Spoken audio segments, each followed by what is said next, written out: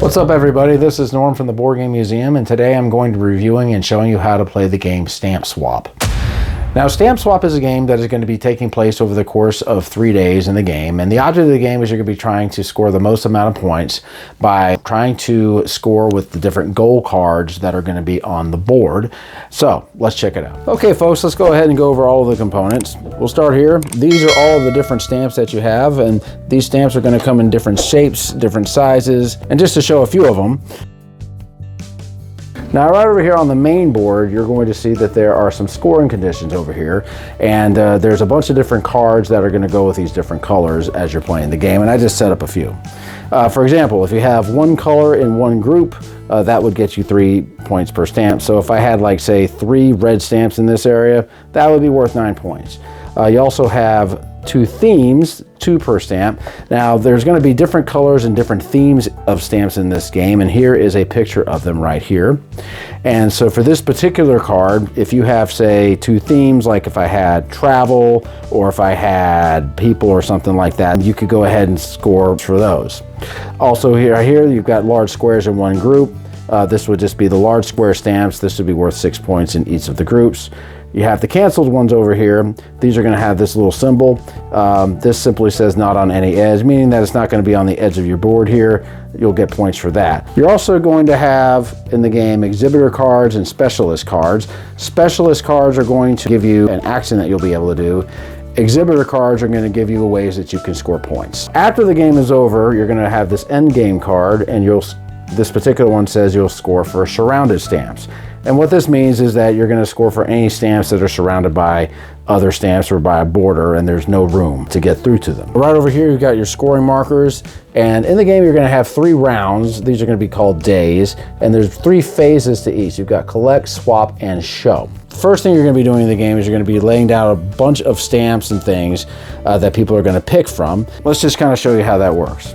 Right over here, you've got these event cards, and you're going to go ahead and lay down the amount of players that there are in cards. So let's just say I've got a 2-player game going here, and let's say I lay down this one here, and I lay down this card right over here. Right over here, this is going to tell you what stamps that you're going to be placing over here in the pool so that people can go ahead and pick from. So I'll go ahead and set this up and we'll continue on. Okay, so I got all of the stamps out here that are ready to go, and I also have the first player marker. And if whoever gets this is not only going to get to pick first, but they're going to go ahead and score 2 points. So anyway, also there's going to be a little event that'll happen that says at the start of the collect phase, each player reveals 1 additional item from the supply and adds it to the pool face up. Let's go ahead and do that real quick. And then what we're going to do is we're just going to simply pick these stamps one by one. Now what we're going to be doing is we're going to be looking at ways to score. We've got large squares over here. We've got 2 themes, 1 color, and a group. So let's just go ahead and get started.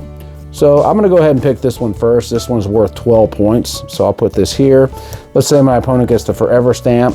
I'm going to go ahead and pick, let's say I pick this one, my opponent picks this one. Let's say I decide I'm going to pick this one, my opponent picks this one, and basically this is the way it's going to be going. We're just going to be going back and forth, just picking things. Now what we're going to do is we're going to go ahead and reveal all the stamps that we picked that were not shown, and we're going to go ahead and reserve one. Now a rare stamp, which is the foil ones like this, cannot be reserved. So let's just say I'm going to pick this one over here to reserve, like so. Okay, so now that each side has picked their stamps and cards, now what everybody's going to do is you're going to go ahead and take them and you're going to split them into 2 groups. My opponent has grouped these 2 together and I have grouped these 2 together. And then what's going to happen is we're going to do a swap. I'm going to go ahead and grab one group and my opponent will grab another group. So let's just say I decide I'm going to grab this group of stamps here and my opponent decides he's going to grab this group. So I will keep the group that was not picked and my opponent will do the same. So now what we're going to do is, since we have these stamps, we're going to go ahead and place them on the board. This is going to be the 3rd part of the phase.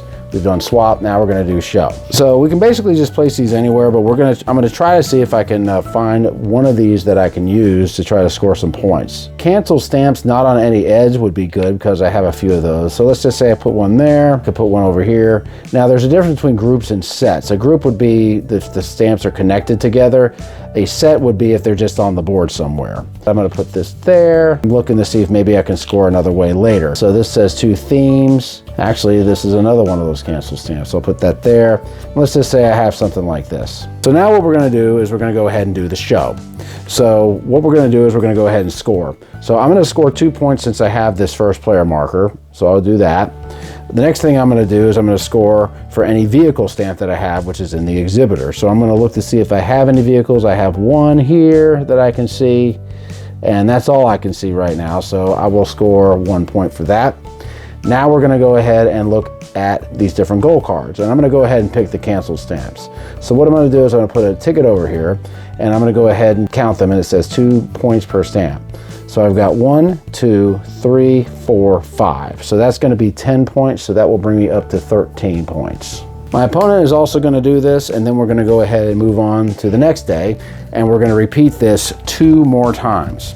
Now, whenever we get to the final show, we're going to add up the points of all the stamps that we have. Like I've got a 12-point stamp here, a 3-point stamp here, a 1-point stamp, so that's going to be 16 points, and I would just add that over here on the board. I will score for any specialist cards that I have over here. So for each specialist card you have in this area, that will score for 2 points. And you'll also score for whatever it says here in this finale contest here. This would be for surrounded stamps. So if it looks something like this, for example, I would score for that as well. Also with the forever stamps, whoever has the most amount of these forever stamps on their board, they're going to go ahead and score 10 points if you had the most forever stamps, and 6 points for second, 3 points for third. You'll count up all of your points, and whoever has the most amount of points will win the game. So the thing that really stood out with me in this game was the swapping mechanism. Normally with games like this, you're going to be just picking things, and then you're going to be trying to lay them down to score with them, and then you're going to try to see if you can meet a goal card and score with it.